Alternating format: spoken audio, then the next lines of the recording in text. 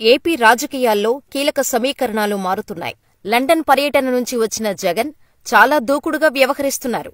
బుధవారం విజయవాడ వైసీపీ కార్పొరేటర్లు ఇతర నేతలతో జరిగిన సమావేశంలో జగన్ 2.0ని చూస్తారని చెప్పినట్టే జగన్ తన వ్యూహాలను రచిస్తున్నారు. 2029 ఎన్నికలను టార్గెట్ చేసుకుని సీఎం చంద్రబాబును గద్దెదించేందుకు జగన్ పావులు కదుపుతున్నారు. జగన్ 2.0ని చూస్తారు. ఈసారి వేరే లెవెల్ జగన్ని మీరు చూడబోతున్నారు అని చెప్పినట్టుగానే జగన్ 2.0 వర్షన్ని చూపిస్తున్నారు జగన్. ప్రజల్లోకి వచ్చేందుకు సిద్ధపడుతున్న జగన్ టీడీపీని ఎదురించేందుకు ఎత్తుకు పై ఎత్తులు వేస్తున్నారు జగన్.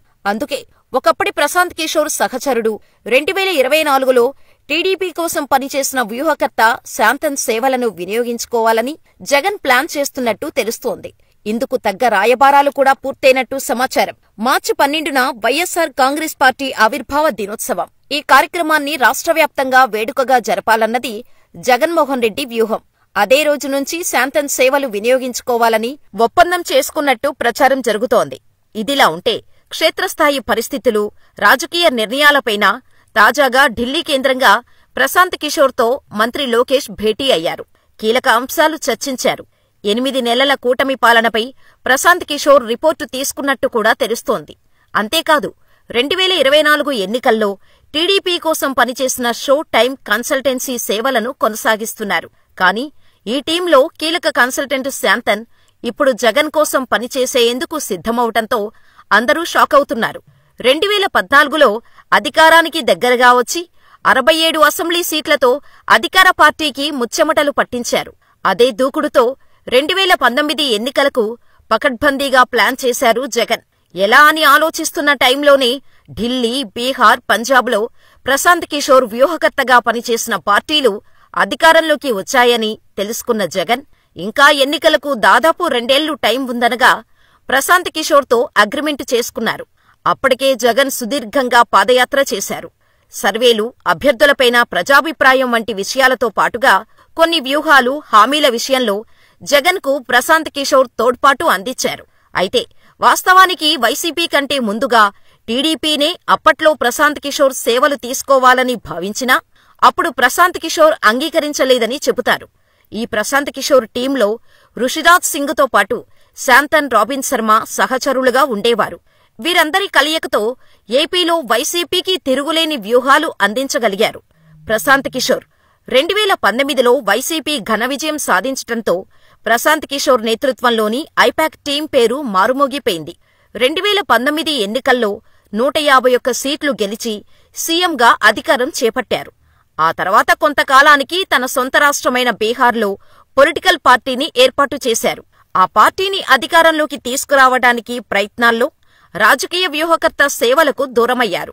దీంతో అప్పటివరకు ప్రశాంత్ కిషోర్తో కలిసి పనిచేసిన రుషిరాజ్ సింగ్ రంగంలోకి దిగి వైసీపీ పరిపాలనలో ఉన్న 5 ఏళ్లు వ్యూహకర్తగా వ్యవహరించగా, ప్రశాంత్ కిషోర్ టీంలో సభ్యులుగా ఉన్న రాబిన్ శర్మ, శాంతన్ టీములుగా విడిపోయి షో టైం కన్సల్టెన్సీ పెట్టి టీడీపీ కోసం సేవలు అందించారు. 40 ఏళ్ల రాజకీయ అనుభవం, రాజకీయ వ్యూహాల్లో చాణక్యుడిగా పేరు ఉన్న చంద్రబాబు 2019 ఎన్నికల్లో ఓటమి తర్వాత జగన్ను దెబ్బకొట్టి అధికారంలోకి రావాలంటే తన వ్యూహాలు సరిపోవని అర్థం చేసుకుని వ్యూహకర్త కోసం చూస్తున్న టైంలోనే షో టైం కన్సల్టెన్సీని కాంటాక్ట్ అయి రాబిన్ శర్మ, శాంతన్లు 2024 ఎన్నికల్లో టీడీపీ కోసం పనిచేసే విధంగా ఒప్పందం కుదుర్చుకున్నారు. టీంలుగా విడిపోయిన ప్రశాంత్ కిషోర్ శిష్యులు తెలుగు రాజకీయాల్లో ముఖ్యమైన ఇద్దరి దగ్గర పనిచేస్తున్నారు. రాబిన్ శర్మ, శాంతన్ 2019 నుంచి 2024 ఎన్నికల వరకు టీడీపీకి రాజకీయ వ్యూహకర్తలుగా వ్యవహరించి టీడీపీకి విజయం అందించగా, రుషిరాజ్ సింగ్ వైసీపీ తరపున 2024 ఎన్నికల్లో పనిచేశారు. ఇలా 2019 నుంచి టీడీపీ కోసం పనిచేసిన రాబిన్ శర్మ, శాంతన్లలో శాంతన్ ఇప్పుడు వైసీపీ కోసం పనిచేసేందుకు రంగంలోకి దిగుతున్నారని ప్రచారం సాగుతోంది. ఇదే వాదన టీడీపీతో పాటుగా వైసీపీలోనూ బలంగా వినిపిస్తోంది. 2024 ఎన్నికల సమయంలో వైసీపీలో ముఖ్యులను టీడీపీలోకి తీసుకురావటం, టీడీపీ నేతలను జనసేన, బీజేపీ నుంచి పోటీ చేయించటంలో శాంతన్ సలహాలు కీలకంగా పనిచేశాయి. సానుకూల ఫలితాలను ఇచ్చాయి కూడా. అయితే 2029 ఎన్నికల్లో ఎలాగైనా విజయం సాధించాలని అనుకుంటున్న జగన్ అందుకు సరైన రాజకీయ వ్యూహాలు అమలు చేయాలంటే రుషిరాజ్ సింగ్ నేతృత్వంలో శాంతన్ వైసీపీకి సేవలు అందిస్తే 2029లో విజయం సాధించవచ్చని భావించినట్టు తెలుస్తోంది. అందుకే శాంతన్తో వైసీపీ ఒప్పందం చేసుకున్నట్టు ప్రచారం సాగుతోంది. మరి ఇందులో ఎంత వాస్తవముందో తెలీదు. తెలియాలంటే వైసీపీ ఆవిర్భావ తేదీ మార్చి 12 వరకు వెయిట్ చేయాల్సిందేనేమో. ఎందుకంటే వైసీపీ పార్టీ కోసం శాంతన్ అప్పటినుంచే రంగంలోకి దిగుతారని టాక్. మరి అందులో ఎంతవరకు వాస్తవం అని మీరనుకుంటున్నారో మాకు కామెంట్ చేయండి.